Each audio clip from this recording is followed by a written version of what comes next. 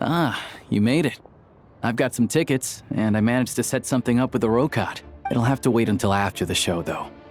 Happy to stay and watch? I doubt you've seen the Korolyevsky troupe on stage before. Pleasure. Here, this is the way in.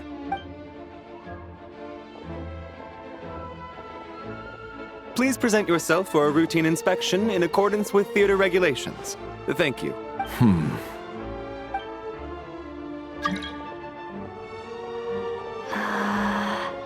Is that guy with the fatui? Looks like he's waiting for something. Okay, all done. Thank you for your cooperation. Please proceed through to the theater.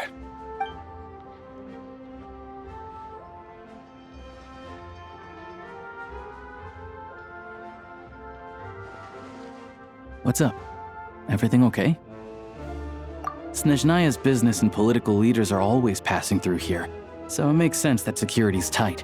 Still, it's a little unusual to see the Fatui's Armory Palace guard here. You saw him, right? The guy right at the back. Strong, silent type. His name's Valeri. He's part of the Special Assignments Battalion. But I only ever see him here for one thing. To look for a guy named Mitya.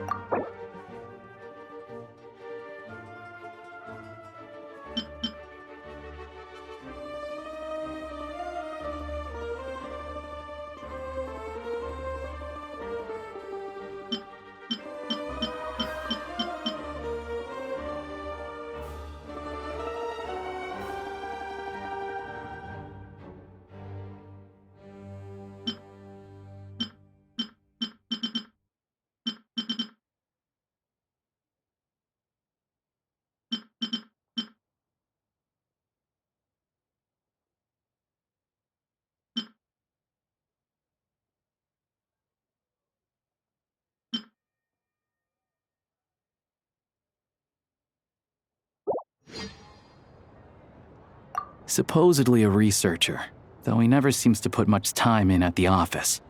The theater is one of his favorite places to hang out when he's playing hooky from work, but that's not for us to worry about.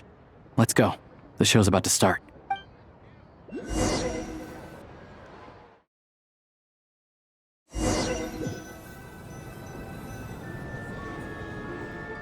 What do you think? Pretty impressive, huh?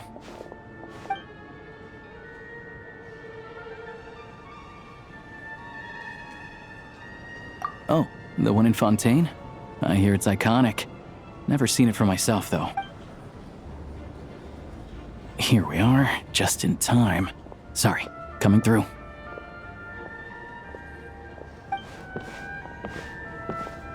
Ugh. If you're gonna show up late, keep your mouth shut.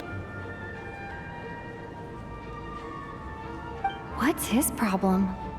Whatever. No point arguing with people like that.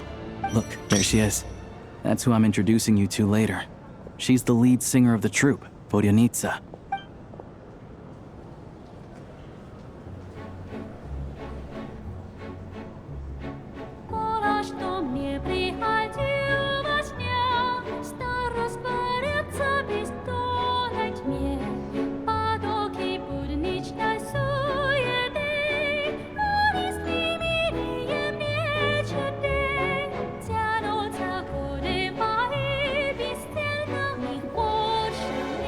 To be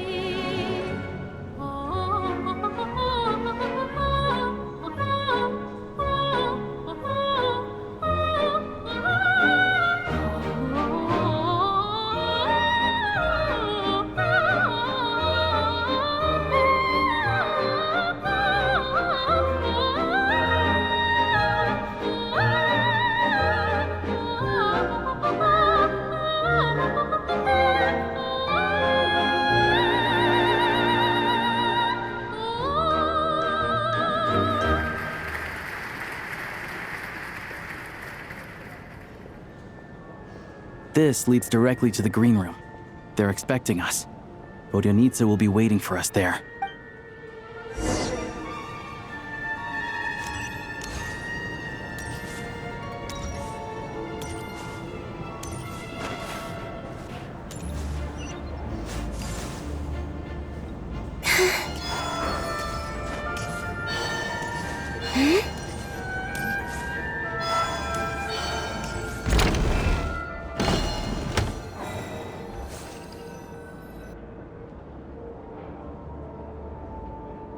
Hey there. Excuse me. Can you believe it? I am so mad right now.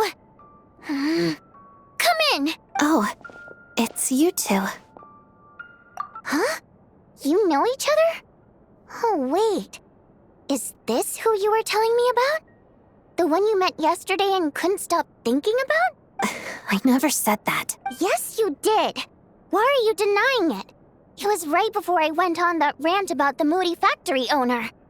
Oh, I remember it so clearly. Might I ask what brings you two here? Oh, I just brought her here to see the show. And when it finished, she was full of praise for Vodyanitsa's performance. So I thought I'd try my luck, see if we could get the chance to chat for a bit. Maybe get an autograph? You work here. You of all people ought to know that's against the rules.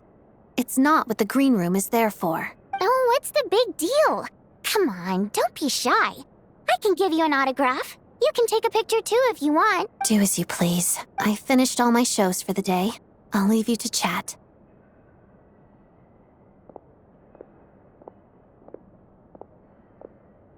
I wasn't making that stuff up, you know.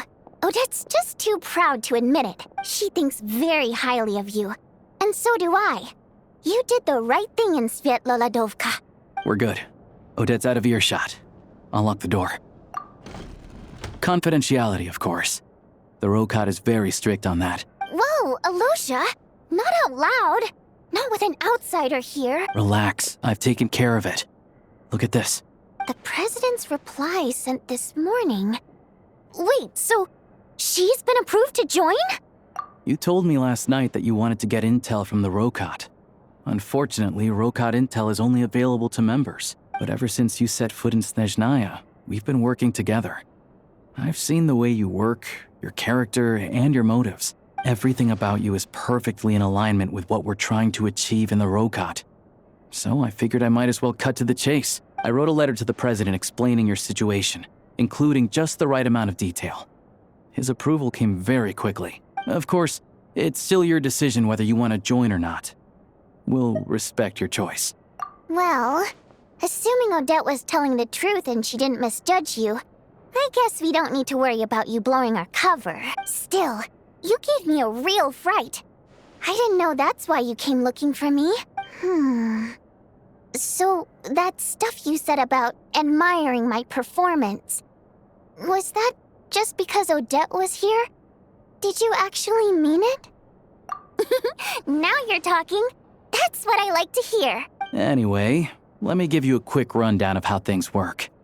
Like I said, the Rokot is a covert organization, and we hide our identities. Members typically don't meet in person or even know each other's identities. This helps us maintain a high level of independence and secrecy. Because of this, members are basically free to decide their methods without constraints, so long as the outcome of any activity doesn't violate the organization's principles. After all, we don't have any ostensible contact with each other. This way, if anything goes wrong, no one else will be implicated. Beyond the freedom to choose how you operate, it's also your choice whether to act at all. We have plenty of members who have yet to take any action. In short, joining the Rokot in and of itself won't place any restrictions on your activity in Snezhnaya. There's a code of conduct you can read if it interests you. But basically, as long as you don't plan on using your anonymity to go around doing evil, you'll be fine. I tried reading it 5 or 6 times. Never made it all the way through. Even the most lackluster script makes for more interesting reading. Great. Then I'll go grab an official application form. Be right back.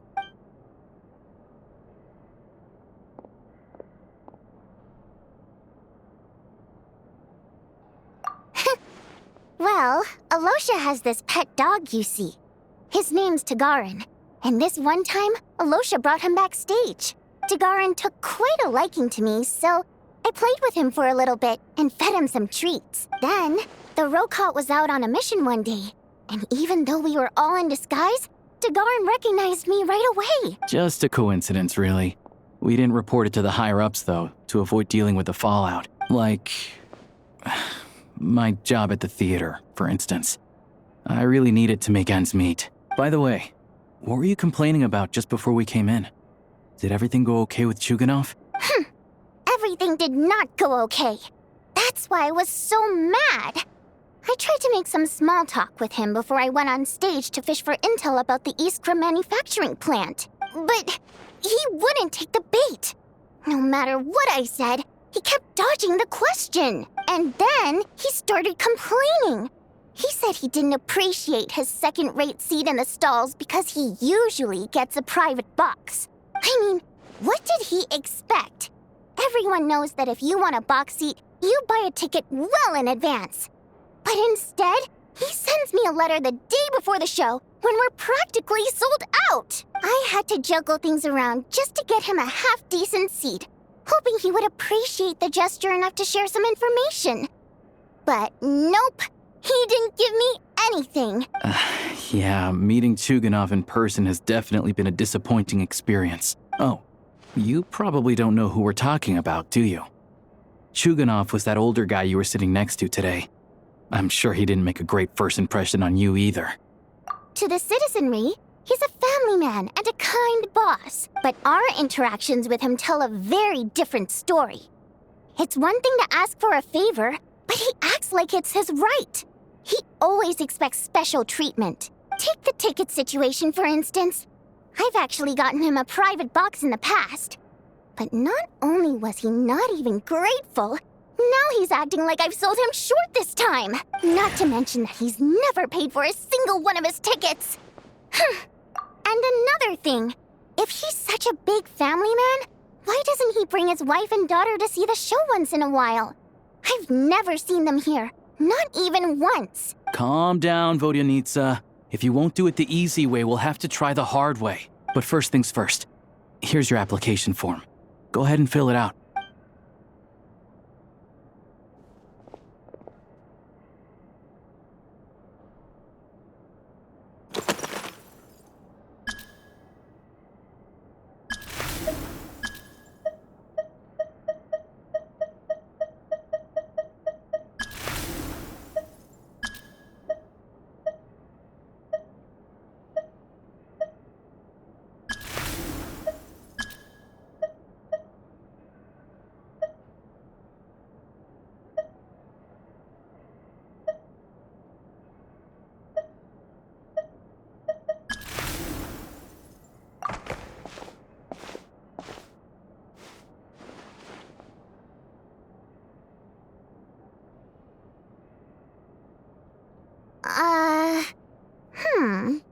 Looks like I'll need to make a few little tweaks here and there. But other than that, you're good to go. We'll hold on to this for you. All right. Now that we're officially Rokot comrades, I can tell you. Chuganov is the target of our current operation.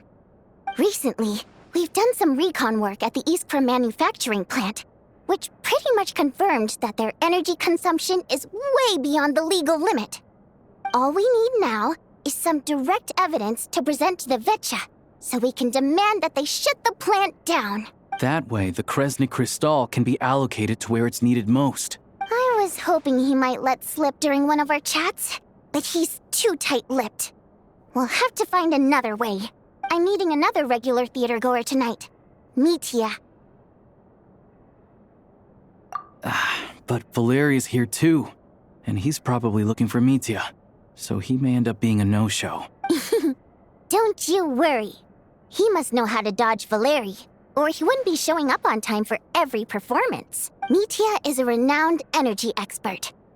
Although we can't get any direct evidence of the excessive energy consumption at the plant, we can accidentally let the information slip to him.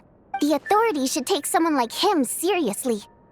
So if he starts raising questions about energy use at the Iskra manufacturing plant, there will be a proper investigation. Also, we're not allowed on site, but he has clearance. So all we need is his cooperation. Yeah, so that's the other thing we're trying to figure out. Though I think we're far less likely to make any progress on that front. Still, I hear that Mitia is a bit of a chatterbox. So, who knows? Maybe if we catch him in the right mood, he'll let something slip. What do you think? Sound like something worth your time? Okay, in that case, you guys find a seat somewhere nearby. Pretend you're a couple of buddies there to eat, and keep your ears peeled for useful information. He's a huge fan, so I doubt he'll have his guard up around me. But you two need to be convincing. If he suspects anything at all, he might stop talking. Sure. Don't worry. We'll make a believable pair of buddies. Perfect! You've sold me already. Now, help me tidy this room up a bit before we head out. Okay. What needs tidying? Everything!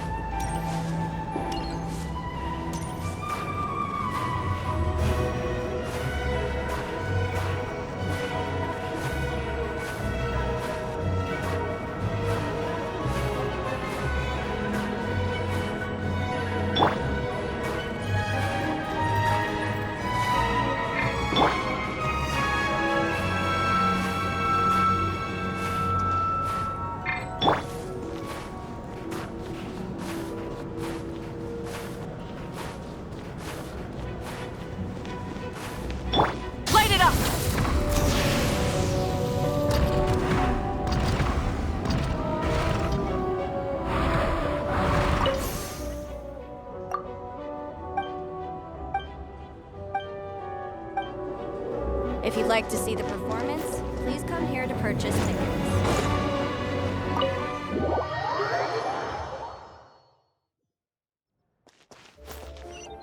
Rise with the sun!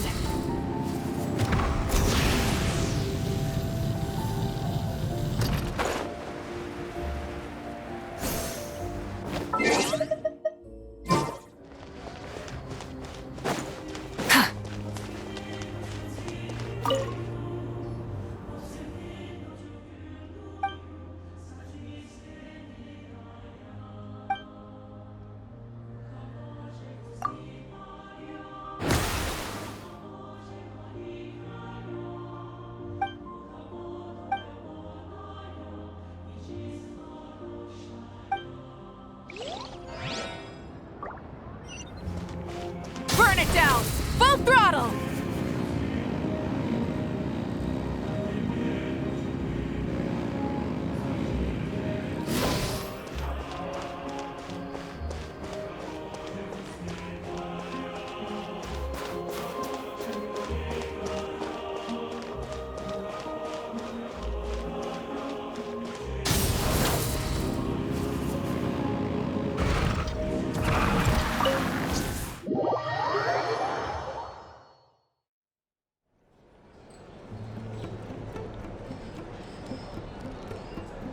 We come here often, so we shouldn't stand out.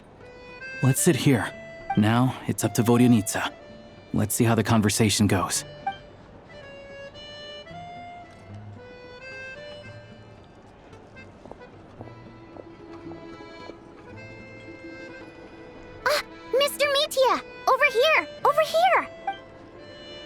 Oh, sorry. I got a little held up on my way here. Now we have even less time than we planned. Go ahead and order some snacks and drinks. Whatever you like. Let me see. According to my schedule, we still have 25 minutes left. You're really pressed for time today, huh? I was imagining this would be a leisurely chat. If you'd prefer, we can always reschedule for another afternoon when you have more time. No need. Getting to meet the lead singer is a very precious opportunity for me. I'm not about to pass it up. I've already had to decline your invitation several times because our schedules rarely align. If I don't grab this chance while it's here, who knows when the next one will come around? Well, it's very kind of you to make time just for me. I'm not too sure, to be honest. But Snezhnaya is full of weird and wonderful things like that, so people tend not to bat an eye. I'm sure the same will go for the Eye of Grey and Paimon. The reason I invited you out for tea and a chat today was to get some feedback from a true fan of the theater. Well, I genuinely have nothing bad to say. No matter how many times I hear you sing, it never gets old. It always seems fresh and new somehow. Maybe it's because the more times I listen, the more details I notice. Or maybe you simply improve with every performance, delivering it better each time. Thank you! I'm delighted to hear that! Could you give me any specific examples? Oh, yeah. The piece you sang today, for example. Beneath the Frozen River? Hey, what's with you? I'm just praising a good performance. I always used to find that such a bleak and lonely song. But the more you listen, the more you realize that it's not as cold and nihilistic as it appears. When you really dig down into it, there's a certain level where you're surprised by the emergence of hope. Wow, I'm impressed. I didn't expect you to pick up on that. Actually, I only tried out that angle after talking with a composer. Still, Beneath the Frozen River wasn't on today's program. Oh, really? But it's a classic. You sing it every time. Almost every time. Oh, well then. Let me say a few words about that other all-time classic, Flying in the Wind from the Mountain Sparrow. I didn't sing that one today either. My voice wasn't quite up to it, so I switched it out at the last minute. Oh, but, Sorry, Mr. Mitya, but you were at the theater today, yes? Of course I was. Remember? I said hello to all the troupe members before the show started. You, Odette, and the others. So what did Odette sing today? Elegy of the Snow-Winged Goose, of course. Correct. I see. You find my singing boring, don't you? That's why you don't remember a single song.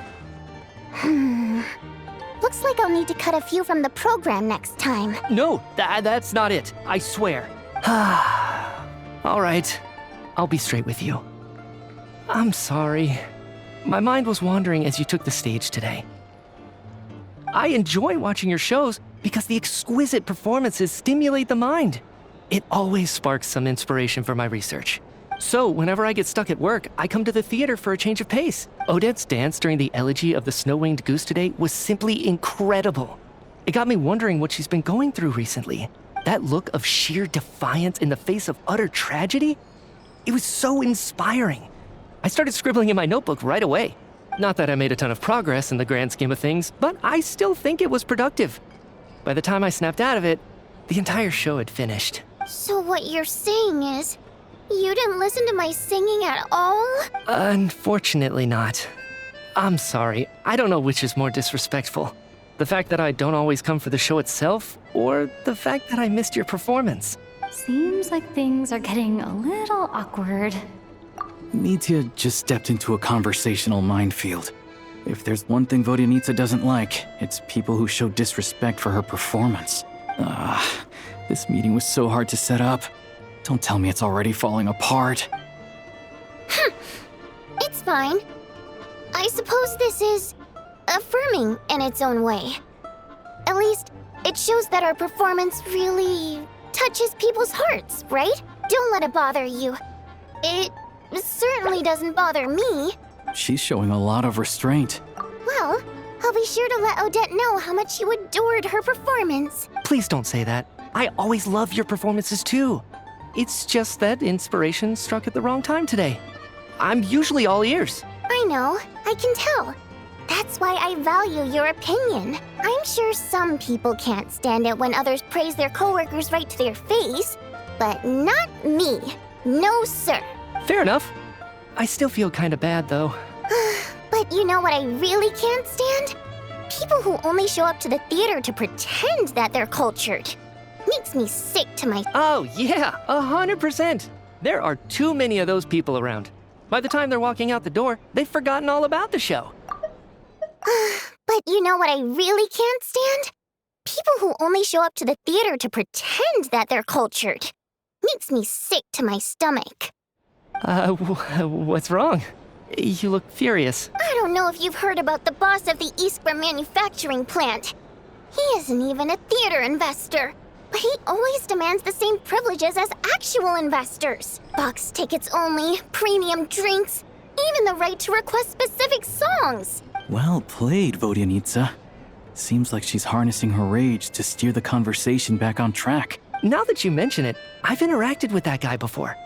I gotta say, everyone holds him up as an example of a benevolent businessman, but I don't know. I don't see it. Yeah, he couldn't care less about what's happening on stage. He's just there to flaunt his social status. I hate that I have to prepare programs for guys like that. What's the big deal with that factory he runs anyway? I asked around a bit and heard some pretty shocking stories. Sounds like he's just another greedy capitalist. Oh, really? Yep, the things people are saying are pretty damning. Low wages, insanely long working hours, equipment running around the clock. And as if that's not bad enough, he also strictly forbids his employees from giving any kind of interview. Project Stuja has now been extended so many times, we're at the point where crystal rations for the common folk are barely enough to survive on.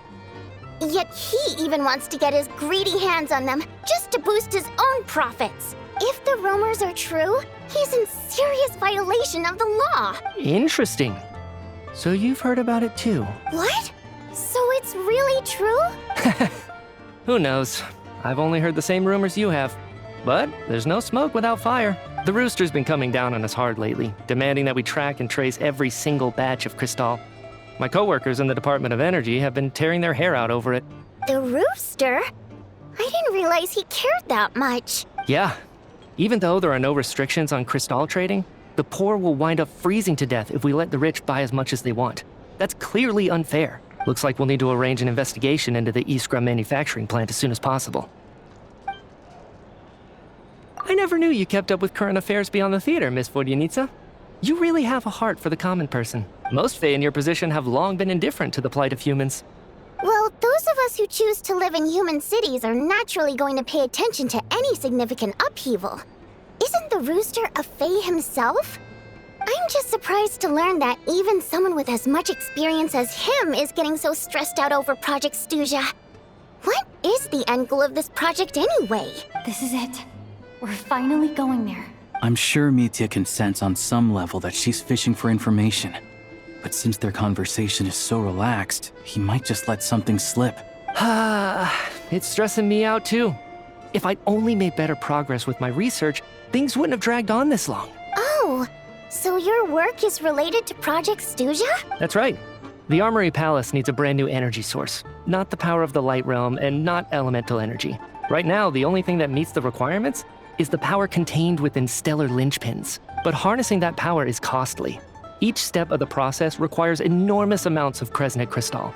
From extraction to quantification to attempts at conversion, progress has been painfully slow, and the team is getting burned out as time goes by. Sometimes, I see people staring into space as if in a trance. Could it be that this new energy source has side effects? No, it doesn't affect us, because the energy is used for... Okay, I got it. Stop choking me. Sorry, I can't talk about that. I think we're all just exhausted. We've been working ourselves to the bone for so long with so little progress to show for it. It's no wonder people are struggling to stay motivated. Seems like I owe you an apology. I shouldn't have gotten so mad at you for not paying attention during the show. Don't worry about it. I count myself lucky, to be honest. I don't envy the people who work closely with the Tsaritsa herself. I'd much rather be in my current position. At least I don't have to shoulder any major responsibilities. So they're trying to develop a completely new kind of energy. Yeah, censored by a scarf. Who would have thought? Oh, dear. It looks like my time is up. I'm afraid I have to leave. I'm so sorry. We ended up barely talking about the theater. That's okay. It was a pleasure chatting with you, really. Let's make up for it next time. Yeah, hopefully once the work pressure eases up a little, I'll be able to focus more on the performance, and then we'll have more to discuss. We touched on some confidential issues today. I'd be grateful if you could keep it between us. That could have gone worse. Nice job. Why was Mitya in such a hurry to leave, though? Sorry, routine inspection.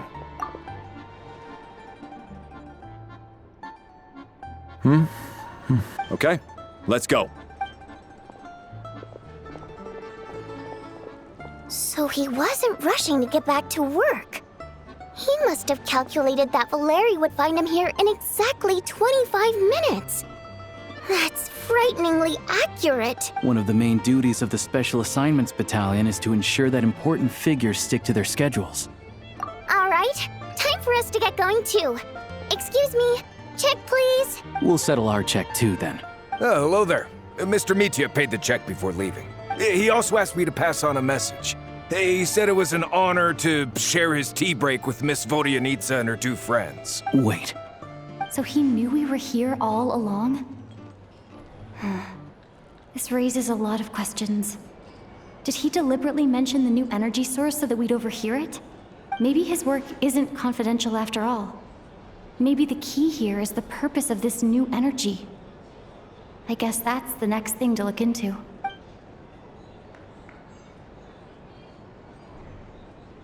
Vodyanitsa and Alosha have both left.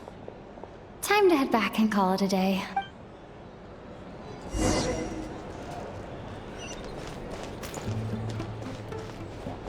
Light it up!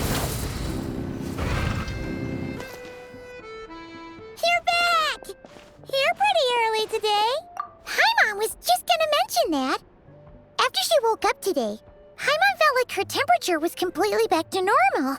But her strength still hasn't returned. Still, there's some good news.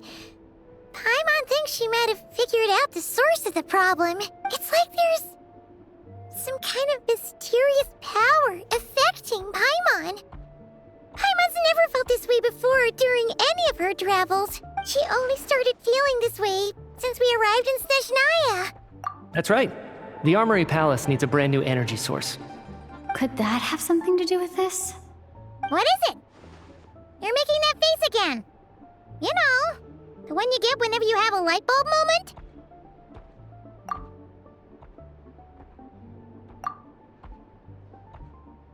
So, they're trying to develop a new energy source here?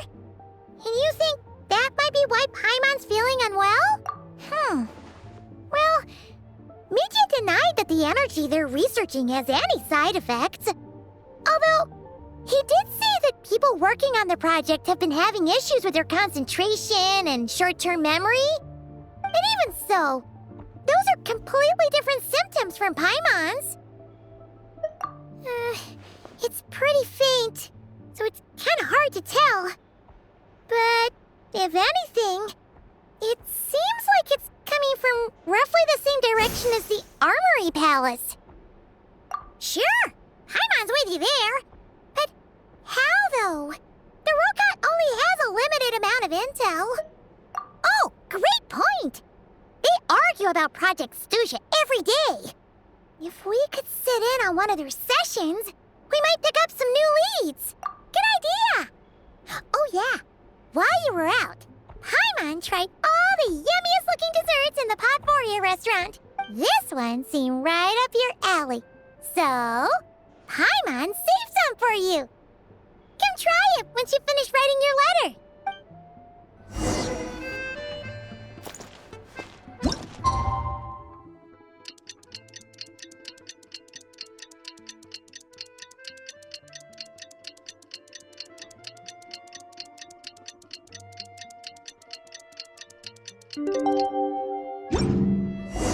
Alosha replied. He says that we won't be able to speak at the Vecha, but he can arrange for us to attend as visitors. Time to get ready. Then head to the Snezhnograd Vecha.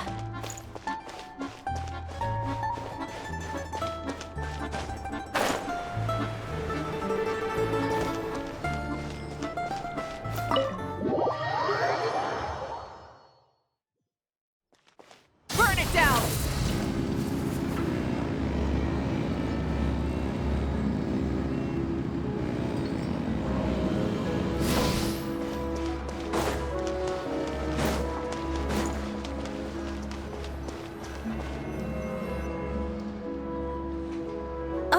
Miss Vodyanitsa, prima donna of the Korolievsky troupe. What a surprise meeting you here. Will you be sitting in on a session of the Vecha? Sorry, I'm not taking interviews today. Oh good, you're here. The session's about to begin. Let's get inside. Please wait, Miss Vodyanitsa. Could you introduce me to your new friend?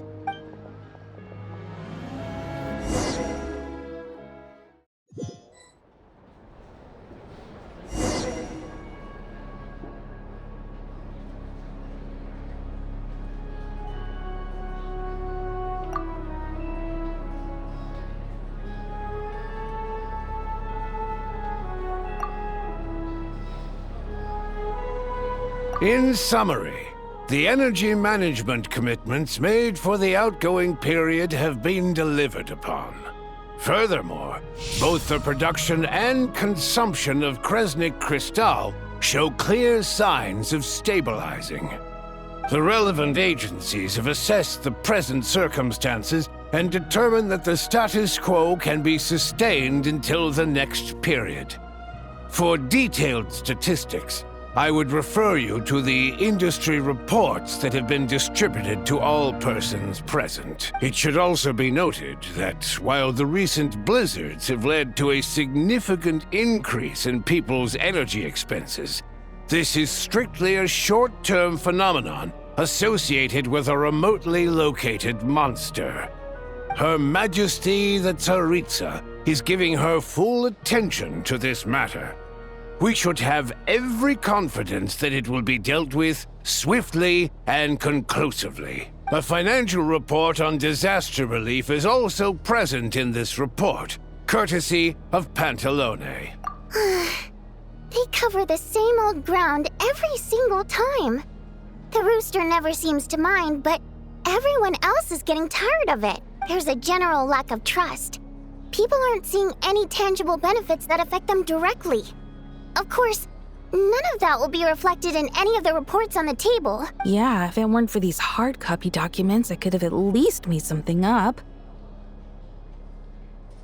Oh, don't mind me. I'm just out here trying to hit my interview quotas. Bring out the kvass. Ever read it? Best-selling newspaper in town. If I remember correctly, you guys don't even have a sales permit. You have to sell from stalls on the street. Okay then. Best-selling street stall newspaper in town. Still counts. Order! We will now open the floor to the representatives. If there are no further substantive issues to discuss, we will then proceed to a vote on this motion. Snezhnaya has a long tradition of treating members of the Fatui armed forces and their dependents favorably. But recent surveys shows that Fatui families in remote areas have access to 15% less crystal than the average civilian family in Snezhnograd. It's been said many times before, but it bears repeating now. There needs to be a clear and consistent rationale behind how crystal is allocated, or we will soon face immense public backlash. Perhaps you wouldn't need to keep repeating yourself if you would hear me out for once. I say again, true consistency exists only in principle. In the real world, fairness is relative. You appear to treat resource allocation as a simple function of production and population. So what about when the equipment used in production breaks down? Have you factored that into your equation? And do you even know how long it's been since Snezhnaya last conducted a census? If I knew the answers to questions like that, I'm sure I'd be a very wealthy man. And I doubt I'd be going by child. I'd like to bring the focus back to the specific issue I raised.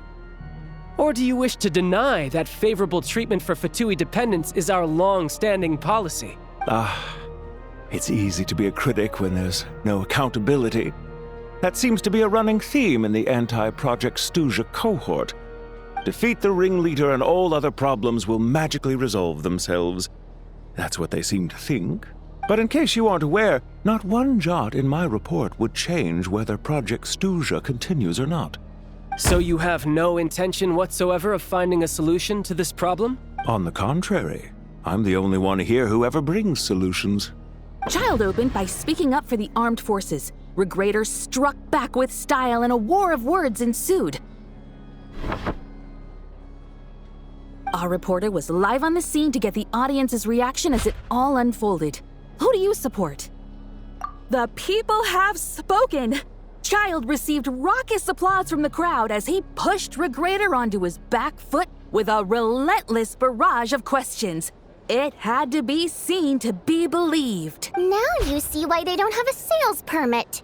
However this reporter wants to spin things, I haven't forgotten that Tartaglia was representing the Northland Bank when we first met in Liyue. So, surely their relationship can't always have been this strained. You two are getting off topic. Let's focus on what the data is saying. Mr. Pantalone, may I speak on your behalf? Oh, please do. I'm more than happy to save my breath. Crystal distribution policy undergoes modifications with each new period. The ultimate goal being to find the most reasonable method of allocation, which I believe is what Mr. Tartaglia also seeks. But I fear many may have been misled on this topic by extremist activists. To clarify, Project Stuja is not the root cause of the problem.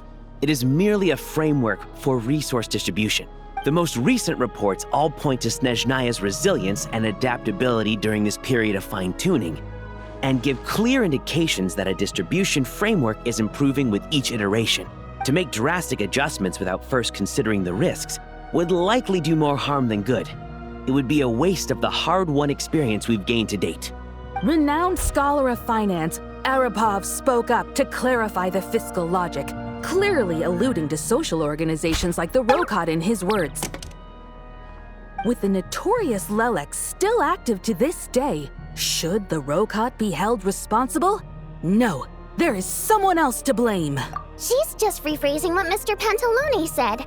The Rokot are the critics he accuses of taking no responsibility for their actions. As for Lelek, you won't have heard of him yet. He's currently the most famous member of the Rokot. Well, more like infamous. Ending Project Stuja has become an obsession for him. Unlike the more decent ones among us, he believes that votes in the Vetcha are all that matter. So whether it's threats, coercion, or bribery, he'll use whatever means necessary to get people to change their vote. And since we're already on the subject, what do you think of Lelek's methods? Are you for or against? Yes, don't we all? Lelek's supporters grow in number by the day. We stand with Lelek! At least someone here wants to take this discussion seriously. I've been considering that issue myself. What you really need is more precise regional data, right? I think it would be easiest to let the Fatui handle it, since they're already in charge of Crystal shipments anyway. We may as well get them to collect some data while they're at it. Whatever you need, you can ask the Fatui to look into it for you. In terms of supervision, I think the Druzhna would be a good fit. I had hoped to discuss this with Miss Vesna, but sadly, she's not present. I will be happy to take a note of your suggestions and present them to Commander Vesna for a decision upon her return. The Commander has always taken a keen interest in Project Stuja. However, given the Druzhna's demanding workload, I'm afraid it may prove difficult for them to provide any practical support. Let us refrain from jumping to conclusions until a concrete and actionable plan is in place. My apologies, Lord Rooster. There are numerous issues to address here, including manpower, time sensitivity, and reporting lines. Nevertheless, I support drafting a proposal. Follow the usual procedure, and it can be raised as a new motion for all parties to evaluate at the appropriate time. In that case, I'd like to share one thought before the proposal is drafted. The issue of time sensitivity was raised just now, which I presume relates to the official reports. In fact, the Energy Commission already collects regular statistics on each urban center and its surrounding area. Would these be of any use? That's a good idea. I read every issue of Svietlolaidovka's report, and although my focus is mostly on the section about equipment operation, the energy consumption statistics also yield a lot of insights. Be that as it may, does no one see an issue with using local data to determine crystal quotas? In the long term, it seems like a very risky solution. Not if they are used purely for reference. So long as we have the report from the Northland Bank's headquarters to corroborate it, no one will be able to fool me. Very well then. It appears that this arrangement is acceptable to all parties. Yeah, sounds good to me. The members reached a provisional consensus on the issue of improving treatment for Fatui soldiers.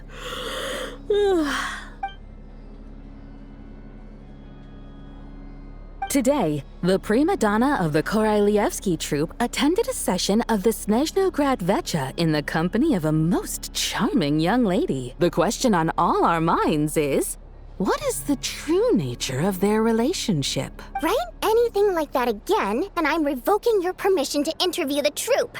Got it?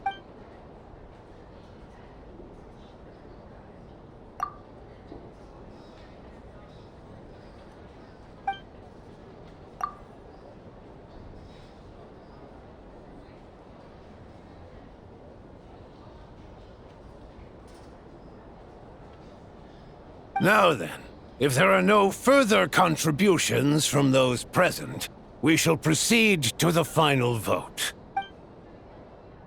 Hey, check it out! What made him vote against? Why now?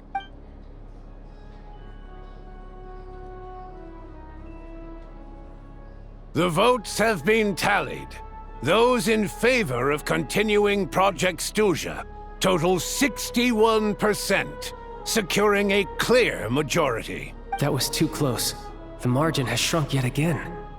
Chuganov was a huge loss. I'll bet Lelik is behind this. I wonder how Pulcinella will respond this time. Chuganov. I see. Lelik strikes again. Yes, go Lelik. Once Project Stuja is defeated, our unwavering support at Bring Out the Kvass will finally pay off when we make our comeback. I can taste our victory already! In accordance with the result of this vote, Project Stuja will remain in effect until the next Vecha period. Finally, may I remind us all, we debate only for the greater glory and solidarity of our nation. May the aurora shine ever on, and the tundra always stand firm. The session is concluded.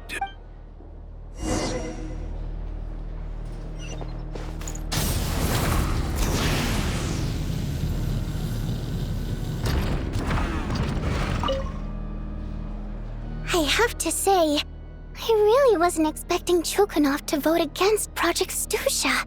Well, in principle, Snezhnaya's business and political elites ought to be the ones least likely to oppose it.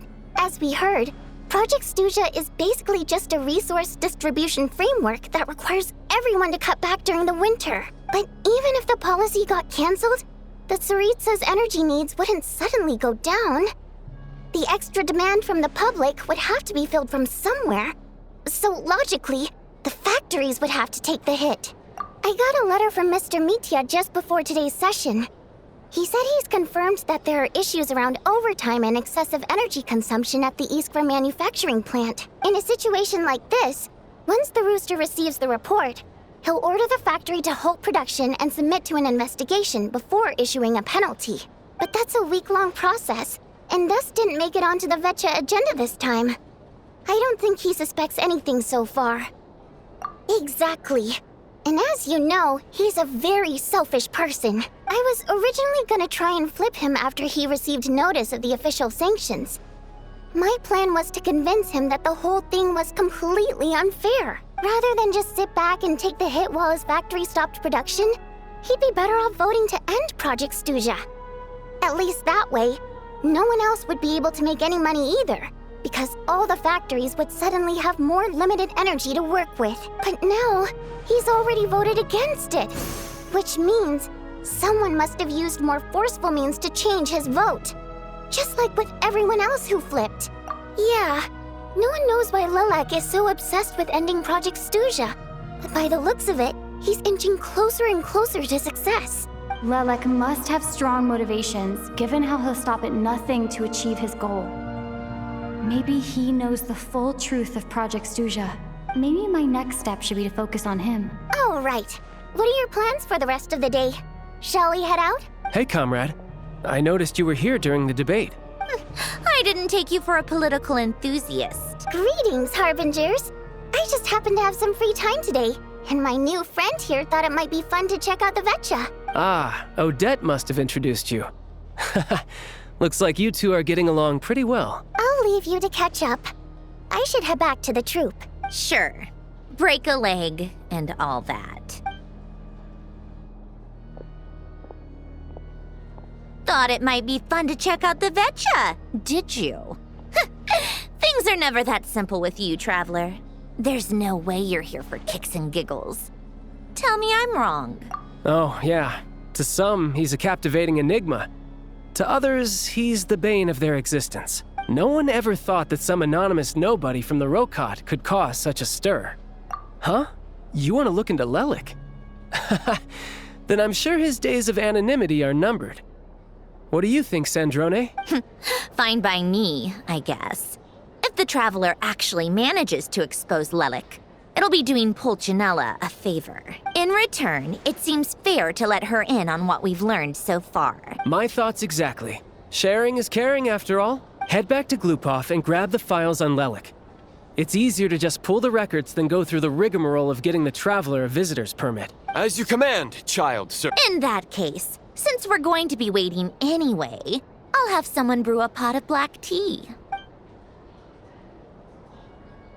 One common thread among the many incidents Lelik has been involved in is that the victims are all too scared to share any real information about him. Clearly, he must have threatened them in some way. His modus operandi is to silently infiltrate the scene and leave a threatening letter behind. But neither the letters nor the crime scenes ever yield any clues to his identity. So all these files have to offer are short statements by the people affected. They don't give us a lot to go on. If nothing else, it shows we're dealing with a trained professional who's versed in counter-surveillance. Yes, and to that point, he often strikes in highly secure locations. The victims are high-ranking and influential people who take their personal security very seriously. Somehow, Lelik slips right into their rooms without making a sound. There's never any eyewitnesses, nor the slightest trace of a break-in. If he can get in and out undetected, it means he can strike without warning. Not that that's ever happened so far, but the thought is enough to scare these people sleepless. It's hard to believe that a human being could pull this off flawlessly every time. So they switched the focus of the investigation to Faye. Unfortunately, no one's found anything yet. Careful, don't underestimate me. Although truth be told, I'd probably find it hard not to blow my cover. Direct confrontation is more my style. We haven't ruled out the possibility of Lelik being human. It's just, there can only be a handful of people in all of Teyvat who'd fit the profile. Faye, on the other hand, plenty would have the ability, but few would have the motive. No, not as strong as me. You'll never find the culprit with criteria like that. Let's go with a little weaker than me. There's no denying that Master is strong, but meticulous. We can only hope. She's just trying to find a reference point. Stop getting fixated on who's stronger than who. But that's the most important thing. In my opinion, anyway.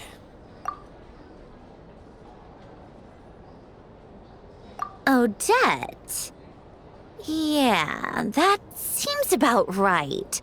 Her skills are solid, and she's always calm under pressure. Except she's Fatui, so the likelihood of her working against us is pretty low. But yeah, much more accurate than your previous example, at least. No, wait a moment. Maybe we should interrogate that assumption. What do you mean? Which assumption? Her Fatui identity doesn't necessarily exonerate her. And when you think about it, the Rokot would be precisely what she needs to conceal her identity. Plus, she wouldn't need to be such a pro at covering her tracks.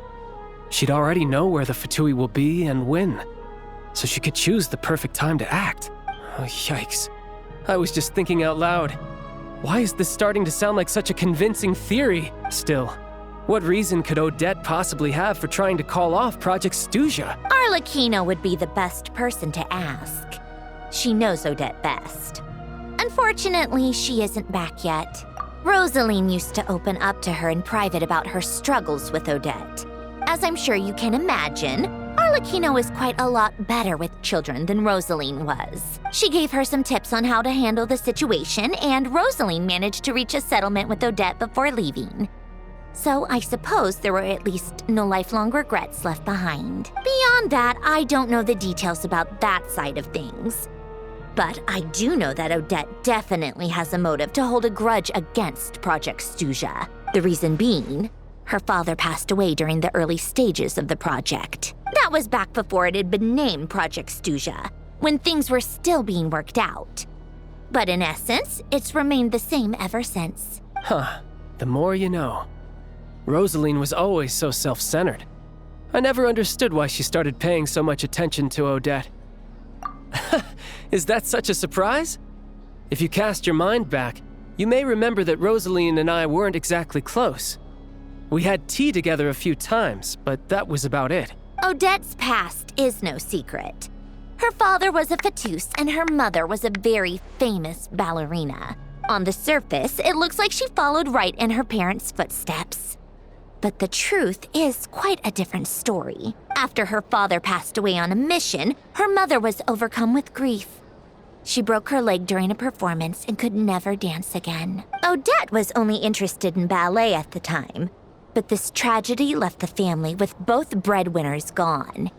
They could barely make ends meet. Per Capitano's policy, family members of Fatui who died in the line of duty had to be appropriately accommodated and provided with adequate assistance. So, regardless of how Rosaline may have felt about it, it fell to her to resolve the issue of Odette's family's livelihood. In the end, the solution they agreed upon was to have Odette join the Fatui. Right, because the alternative would have been a one-off compensation payment, I guess. In that sense, joining up was definitely the better option. Still, she must have had mixed feelings about it, right? If she doesn't even like the Fatui. It's just a theory, a possibility. But as a motive for Odette to become Lilac, it holds up. That said, I have no idea where Odette's head is at right now, or what her conflict with Rosaline was about. Plenty of people were on bad terms with Rosaline. I have no intention of trying to figure it all out. Yes, but there's not much point in discussing that now. Yeah, back to Lilac. Since our investigations so far have turned up next to nothing, we've got nothing to lose by trying a new angle. Funnily enough, Tonya and I had actually made plans to go to the theater tomorrow to watch Odette's rehearsal. Unfortunately, thanks to this Lilac situation, I'll be stuck working overtime again. Which means you can go in my place. No point wasting the ticket. Plus, you'll get to meet Tonya. Spirit Seeker. Quite the classic ballet. It was passed down through Odette's mother's family for generations, though it hasn't been performed in years. But Odette's been practicing it diligently, and it's finally ready for a return to the stage. Excitement is through the roof. Tickets for the official performance sold out long ago. Tonya's excited for it too. She's desperate to see it no matter what. Personally, it's not really my kind of thing, but since she's my little sister, I had to figure something out. I've actually seen it several times before. The story's pretty straightforward. The lead character follows a trail of clues left behind by a spirit, gradually recovering her memories along the way. It's a tale of love and regret. So not exactly reinventing the wheel, at least by today's standards. But when that classic melody kicks in and the lead character begins to dance, it always gets me. It really is beautiful. Not an easy dance to do justice to, though. I know it's always been Odette's